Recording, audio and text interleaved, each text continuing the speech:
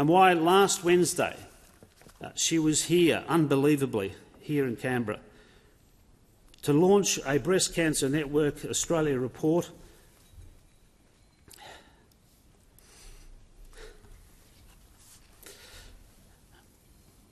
entitled "Time to Count People with Metastatic Breast Cancer, a Way Forward." Now, sadly, Speaker, she was unable because she was too unwell to launch that report, but her involvement, her advocacy had already elevated this matter nationally. And of course she was right. As a nation, we can and must do better to increase testing and ensure earlier diagnoses of all cancers. That's what she would have advised me to say today. And I know what else she would have advised me to say.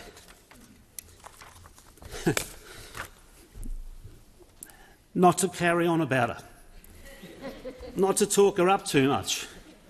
I can almost hear her interjecting on anyone today extolling her virtues, to calm down. In her first speech, she paid tribute to her parents, describing them as the most humble, principled and selfless people I have ever met. Well, they definitely managed, if that is the case, to hand down those very traits as they describe the Peta Murphy I knew to a T. For someone who achieved so much in work and in sport, she was ridiculously humble. She was not comfortable with praise or being the centre of attention, which is a funny thing for a politician, unless it was for a cause bigger than her. She was principled, she was in a hurry to change things, but her work was always accompanied by compassion and integrity. And her selflessness was on constant display, both privately and publicly, not just recently, but for as long as I've known her and to the very end. She and I were constantly in and out of each other's offices in this place. I have truthfully told my husband there were many days when I talked with and messaged Peter far more times than I did with him. Sometimes it was because we were doing important things. More times it was because we were talking about shoes and making each other feel okay about whatever was swirling about us.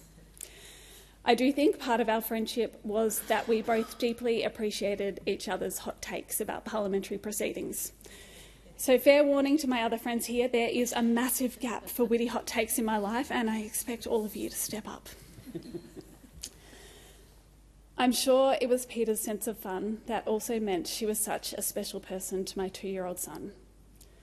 Peter called Gilbert her kindred spirit.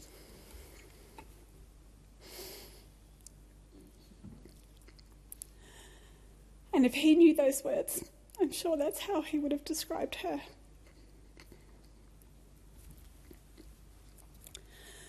I will forever cherish the memories I have of our time in our apartment here in Canberra together, of Gilbert convincing Peter to read every story in the place before he went to bed, and pouncing on her as soon as she woke up for another round of the doctor game.